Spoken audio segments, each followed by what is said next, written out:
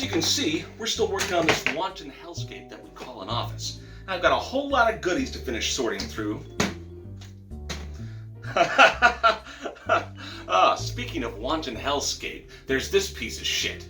Dracula. You know, it has been a long time since we did an episode of VCR of Doom. We only ever did one. And it's Father's Day, which makes this the perfect anime to rekindle my creative energy. Hang on a second, it's time to run over to the VCR.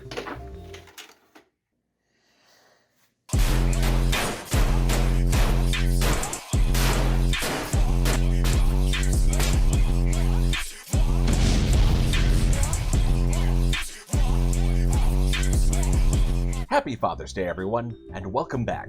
I'm Mr. Panda, and this is the VCR of Doom. Please excuse the temporary accommodations. It's finally time to get this episode done before Discotheque catches up with everything else that I have in the lineup. Not that I plan to box myself in with this series. There are definitely titles that I have planned coming up that aren't strictly VHS only. Those are just the ones that we plan to prioritize with this series. Like today, with Dracula, also known as Dracula, Sovereign of the Damned, and The Tomb of Dracula. That last one also being the title of the comic from which this was adapted. The Tomb of Dracula comic actually came about because the Comics Code Authority began relaxing rules about horror in the 1970s. This allowed Marvel to explore some new opportunities with vampire characters that had previously been, in effect, banned. Dracula was a convenient vehicle since he's, Dracula, and since the character was long out of copyright, it allowed Marvel to create a 70-issue series, steered by the likes of Jerry Conway, Archie Goodwin, and others. In 1980, after the series was over, they decided to take a shot at a TV movie adaptation, thanks to the hand of Toei. They condensed the whole thing to about 94 minutes for my viewing pleasure, and that's how we ended up with today's feature presentation. So, let's hit play on Dracula.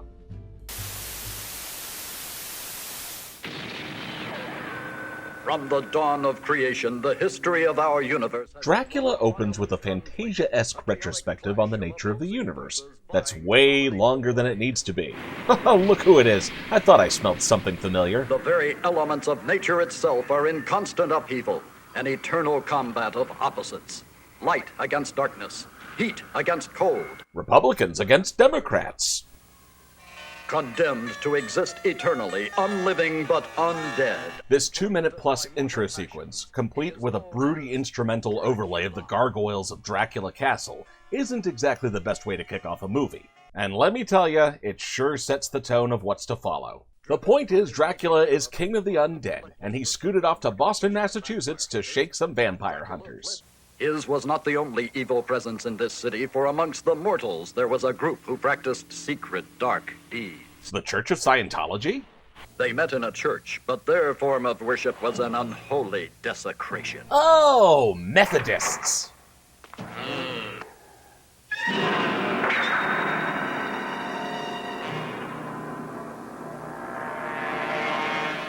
Behold, it is the living presence of Satan, ruler of disciples of the Black Mass. The cultists giving you the Bible Black vibes right now are keen on summoning Satan himself in order to offer him a bride. All power to thee, and to the coming of thy dark kingdom here on earth.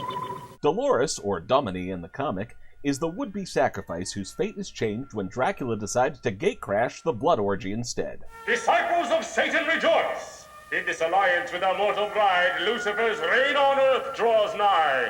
Dolores is voiced by Arlene Banas, who some of you older fans might recognize as Carly Witwicky in G1 Transformers.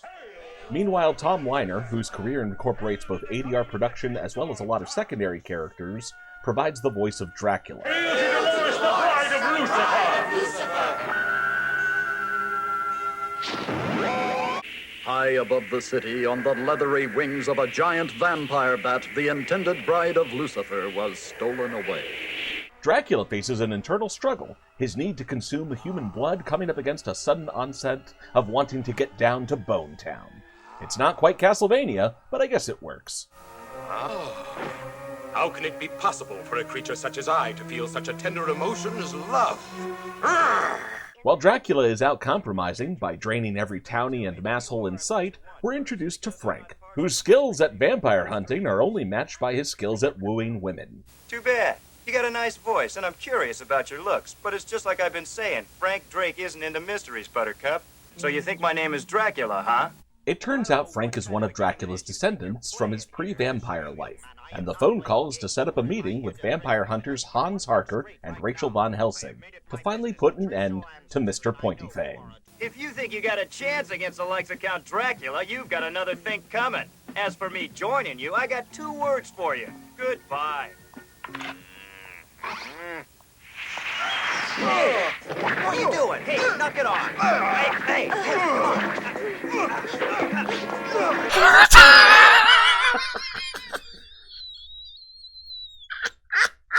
My research on you disclosed that you were a master of martial arts, but I needed to test the level of your proficiency for myself in order to decide if you were qualified to be a vampire hunter. Huh? You might not recognize Dan Warren in the role of Frank, but if you're a Robotech fan, you might consider Melanie McQueen as Rachel to be a special treat, Lisa Hayes being her most well-known character on a very short list of roles. Hey, you're really serious about all this stuff, aren't you? Deadly serious, Frank. Hans's voice actor is something of a mystery. No official cast list was ever released for this movie, and people have had to kind of piece it back together over the course of a few years. My best guess has always been the head of the project, Robert Barron. He does the narrator voice as well as some of the other bit roles. But another possibility is Simon Prescott. You'll just have to listen and decide for yourself on that one. In all of Dracula's black history, none came closer to destroying him than those 2 brave men. One was my father, Jonathan Harker. The other was Rachel's grandfather, Abraham Van Helsing. While the hunters reminisce, the cultists are getting impatient and try summoning Satan again. You should all know Richard Epcar, who does both the Lord of Hell and Heaven in this movie. Turns out he's a bit displeased about the nuptial mix-up. You imbecile! You permitted my intended bride to be stolen away right under your nose by that imposter, Count Dracula! Impossible! Count Dracula? Easy mistake, am I right? Such a desecration! Help us to avenge ourselves, Master. This abomination cannot be forgiven.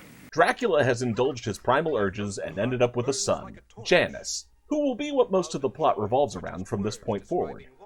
Lured onto grounds where he's at a magical disadvantage, the aggrieved cultists try to punish Dracula for insulting Satan. Lord Lucifer, who gave you eternal life, also has the power to destroy that life. Die, vampire!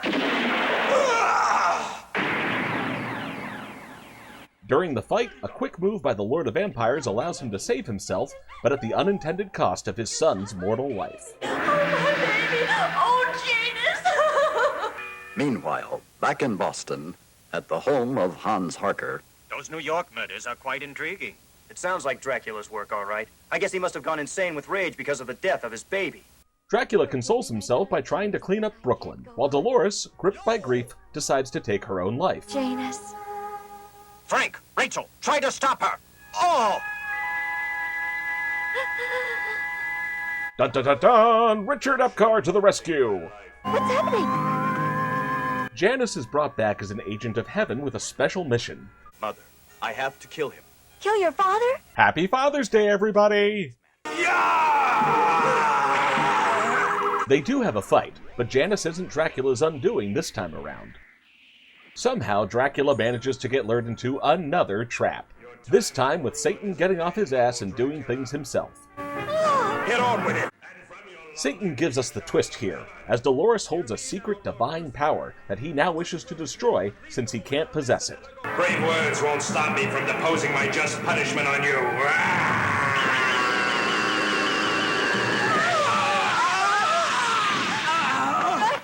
Because Dracula's immortality ultimately derives from Satan's power, Satan chooses to punish Dracula by turning him mortal.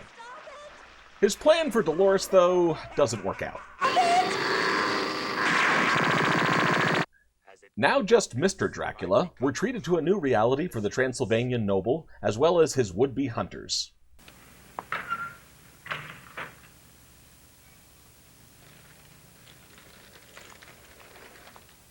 I hadn't seen it with my own eyes, I wouldn't believe it. Count Dracula, sovereign of all vampires, exhibiting an apparent hunger for ordinary mortal food. And you're right about Elijah no longer reacting to him, which indicates he has lost his evil aura. Now's our chance to kill him if he's lost his powers. We have no justification to kill him if he isn't a vampire. We could all be arrested and convicted of murder. But why?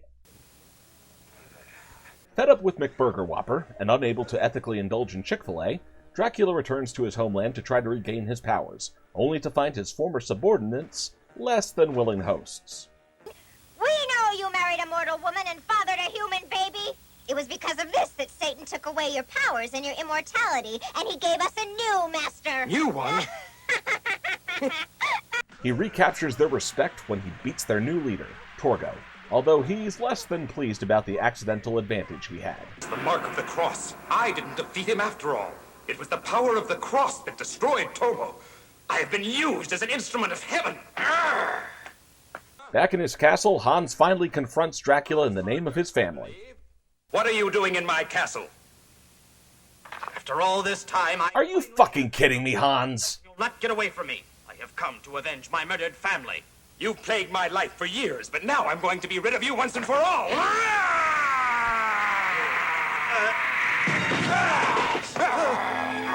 Stake to the heart, wheelchair terrorism, Janice gets de-aged to a baby to appease our sense of justice, and the final moments try to convince us that, like Dolores, we shouldn't end our lives just because we had to share in this experience. There is something left to live for after all, my son, and we shall make a new beginning together.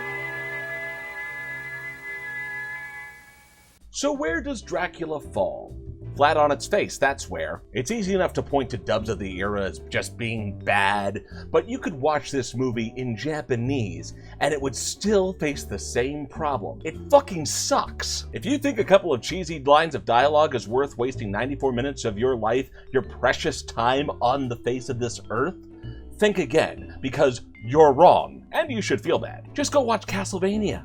If you want something that's essentially the same story, but good, just go watch that. The closing epilogue is like a big red velvet middle finger congratulating you on giving the studio money for this travesty of a release of a truly bad anime. For this title, I'm gonna say hit eject, because it's finally happened. We finally found a vampire romance story that is not better than Twilight. See you next time on Mr. Panda's VCR of Doom, where we fast forward through the past.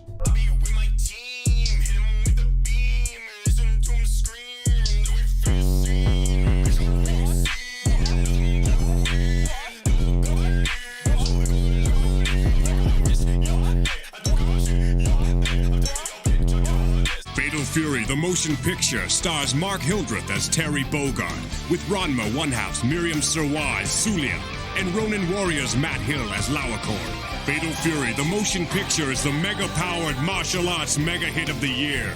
Available now from Viz Video.